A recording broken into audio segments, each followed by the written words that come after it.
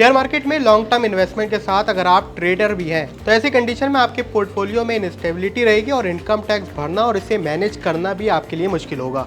ऐसे इन्वेस्टर्स के लिए 2 डीमैट अकाउंट रखना बेहद फायदेमंद माना जाता है। तो अगर आप भी ट्रेडिंग अकाउंट के रिकॉर्ड और पोर्टफोलियो को क्लियर रखना चाहते हैं तो ज़ीरोधा के साथ अब एक ही मोबाइल नंबर और लॉगिन से दूसरा डीमैट अकाउंट खोल सकेंगे।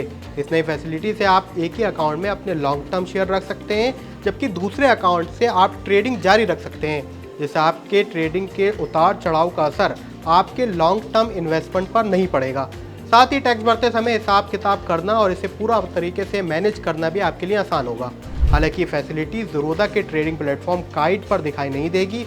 इसके बजाय आप ज़ीरोधा के कंसोल प्लेटफॉर्म पर यह फैसिलिटी का फ़ायदा उठा सकते हैं। अब सबसे अहम है कि आप अपने सेकेंडरी अकाउंट से ट्रेडिंग नहीं कर सकते। इसके लिए फिर आपको मेन अकाउंट में ये फंड को ट्रांसफ़र करना होगा।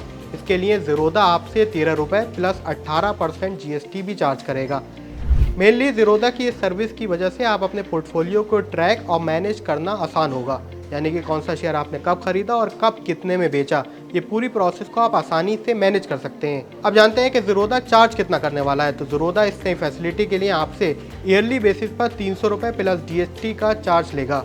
अब ये फैसिलिटी केवल इंडिविजुअल अकाउंट्स पर अवेलेबल है, यानी कि मोटे तौर पर देखा जाए तो ज़ीरोधा मेंटेनेंस रेवेन्यू बढ़ाना चाहती है, जिससे कंपनी की आमदनी बढ़ेगी और आप अपने अकाउंट्स को बेहतर तरीके से मैनेज कर सकते हैं। तो क्या आप भी एक ट्रेडर हैं और ज़ीरोधा की इस नई फैसिलिटी का फ़ायदा उठाना चाहते हैं? हमें कमेंट सेक्शन में ज़रूर लिखें।